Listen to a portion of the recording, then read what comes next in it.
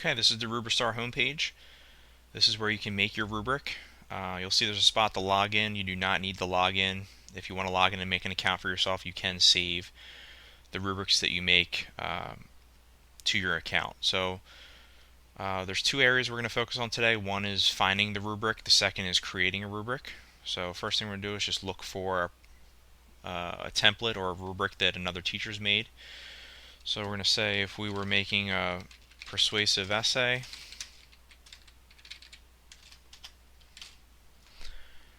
see how many rubrics have been made for persuasive essays. And we've got 202 pages.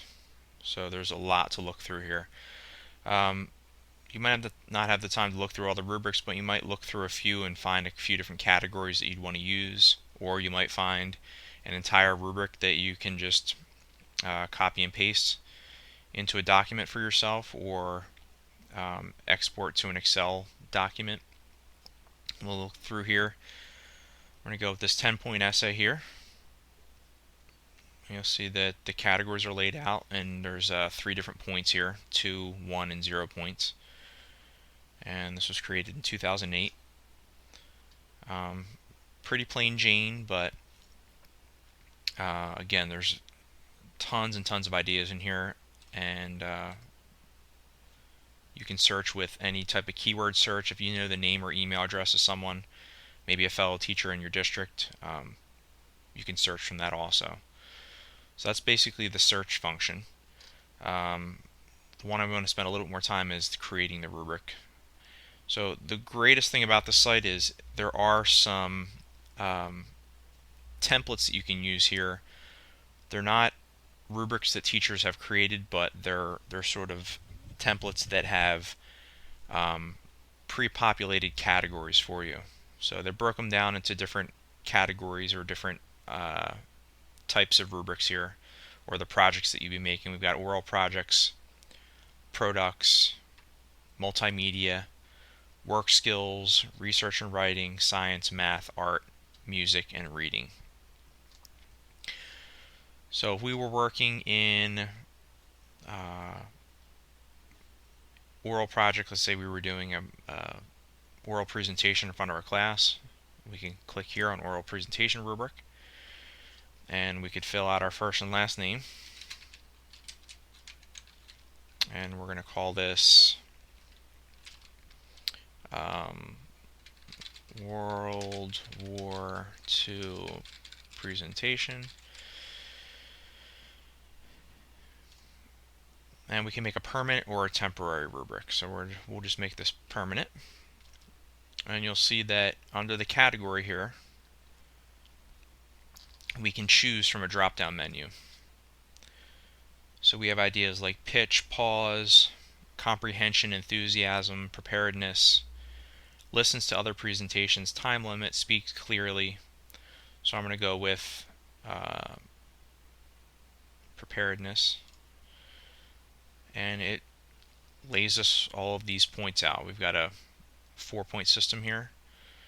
And let's say on the second one, I don't want to choose down one of the drop boxes. I'd rather just make my own category list. And we're going to do something for resources. We could go through this and fill this out in the fashion that we wanted for the project.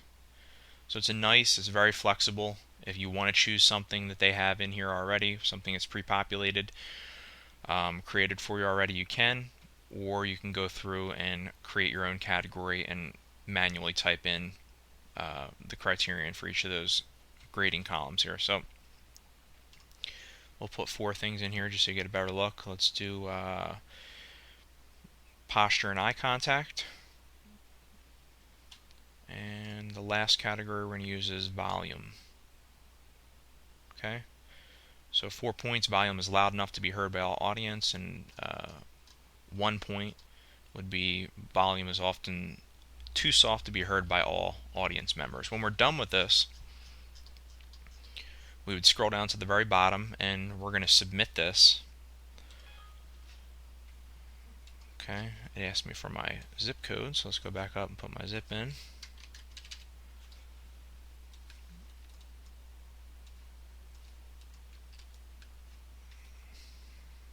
Okay, and it creates the rubric here into more of a document. So at this point, we can make a couple different choices. One, we could copy and paste this if we don't feel like exporting it as an Excel document.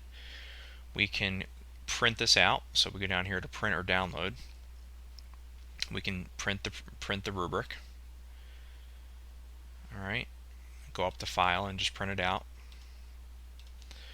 We can also create an offline browser document. If you wanted to save it to your computer,